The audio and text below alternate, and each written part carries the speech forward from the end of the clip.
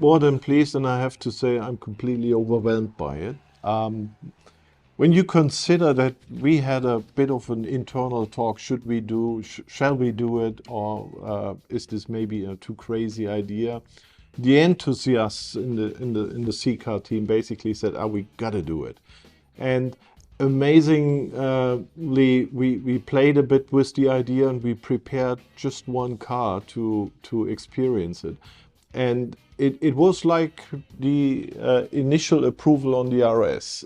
We had a first car, everyone drove the car, and I couldn't remember that somebody came out of the car and said, "Oh no, this isn't good enough." Every single person came out of the car with a big smile in his face, and we thought this is hardly to top, basically. The RS500 from an appearance perspective, but as well from a performance characteristic, is such a car which increases your smile.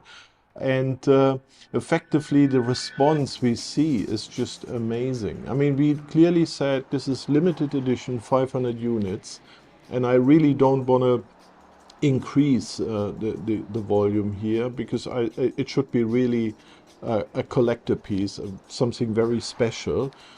But effectively, it's multiple times oversubscribed right now. It's just amazing, and therefore I'm completely overwhelmed about the success here.